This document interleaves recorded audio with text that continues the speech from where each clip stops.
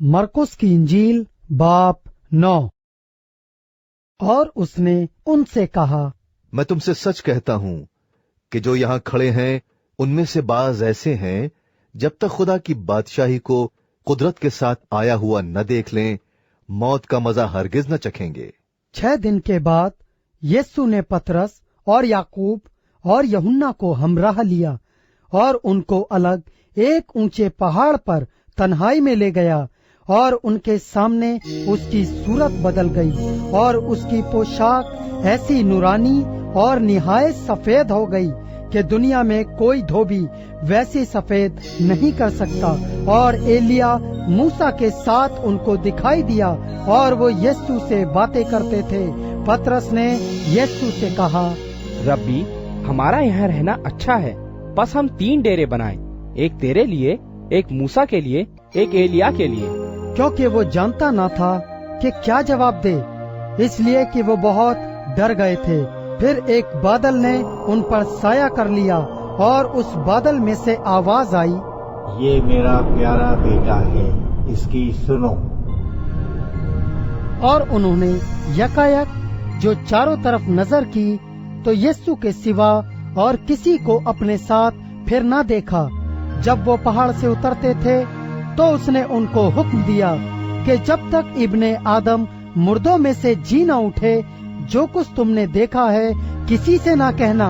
और उन्होंने इस कलाम को याद रखा और वो आपस में बहस करते थे कि मुर्दों में से जी उठने के क्या मानी है।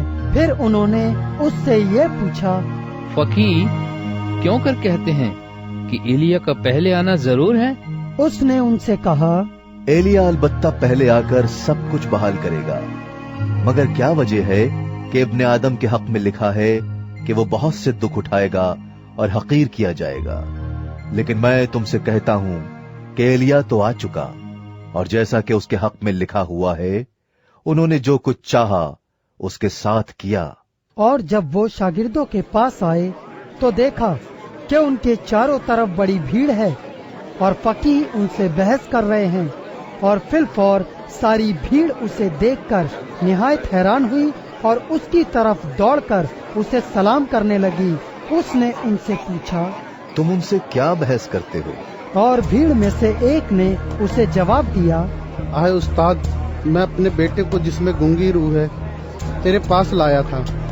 वो जहाँ उसे पकड़ती है पटक देती है, और वो कब भर लाता है और दांत पीसता और सूखता जाता है। और मैंने तेरे शागिर्दों से कहा था कि वो उसे निकाल दें, मगर वो ना निकाल सके। उसने जवाब में उनसे कहा, ऐ बेअतकाद कौम, मैं कब तक तुम्हारे साथ रहूंगा? कब तक तुम्हारी बर्दाश्त करूंगा? उसे मेरे पास लाओ। बस वो उसे उसके पास लाए, और जब उसने उसे देखा तो फिलफौर रूह ने उसे मरोड़ा और वो जमीन पर गिरा और कफ भर लाकर लौटने लगा।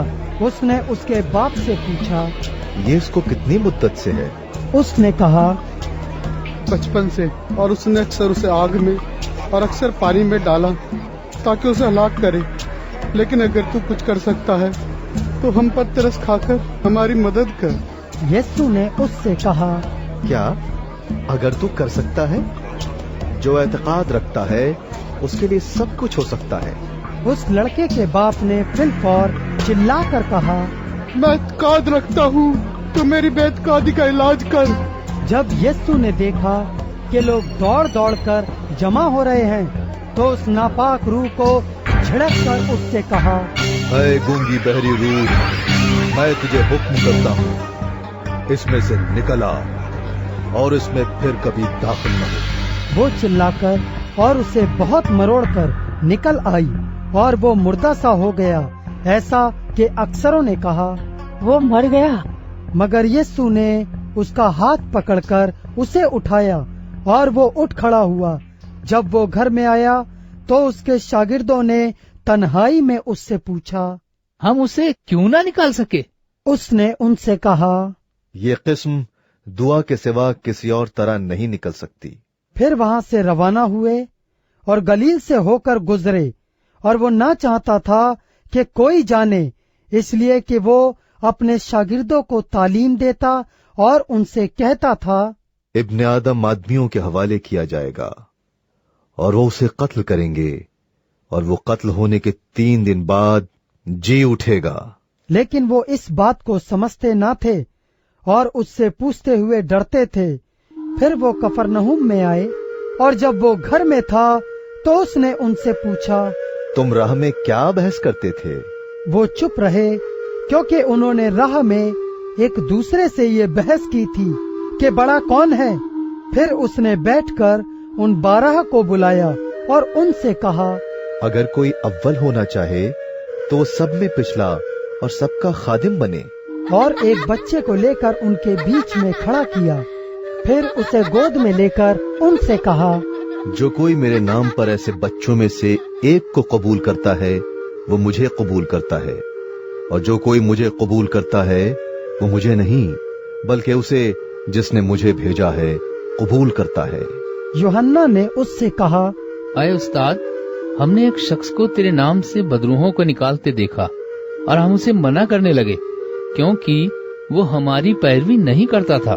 लेकिन यीशु ने कहा, उसे मना न करना, क्योंकि ऐसा कोई नहीं जो मेरे नाम से मौजिजा दिखाए और मुझे जल्द बुरा कह सके, क्योंकि जो हमारे खिलाफ नहीं वो हमारी तरफ है। और जो कोई एक प्याला पानी तुमको इसलिए पिलाए कि तुम मसीह के हो, मैं तुमसे सच कहता हूं कि वो अपना अज्र हरगिज न खोएगा। और जो कोई इन छोटों में से जो मुझ पर ईमान लाए हैं किसी को ठोकर खिलाए, उसके लिए ये बेहतर है कि एक बड़ी चक्की का पाट उसके गले में लटकाया जाए और वो समंदर में फेंक दिया जाए। और अगर तेरा हाथ तुझे ठोकर खिलाए तो उसे काट डाल। टुंडा होकर जिंदगी में दाखिल होना तेरे लिए इससे बेहतर है कि 2 हाथ होते जहन्नम के बीच उस आग में जाए जो कभी बुझने की नहीं, जहां उनका कीड़ा नहीं मरता और आग नहीं बुझती। और अगर तेरा पांव तुझे ठोकर खिलाए तो उसे काट डाल। लंगड़ा होकर जिंदगी में दाखिल होना तेरे लिए इससे बेहतर है कि 2 पांव होते जहन्नम में डाला जाए, जहां उनका कीड़ा नहीं मरता और आग नहीं बुझती। और अगर तेरी आंख तुझे ठोकर खिलाए तो उसे निकाल डाल। काना होकर खुदा की बादशाही में दाखिल होना तेरे लिए इससे बेहतर है कि 2 आंखें होते जहन्नम में डाला जाए, जहां उनका कीड़ा नहीं मरता और आग नहीं बुझती। क्योंकि हर शख्स आग से नमकीन किया जाएगा और हर एक कुर्बानी नमक से नमकीन की जाएगी। नमक अच्छा है, लेकिन अगर नमक की नमकीनी जाती रहे तो उसको किस चीज से मजेदार करोगे? अपने में नमक रखो और एक दूसरे के साथ मेल मिलाप से रहो।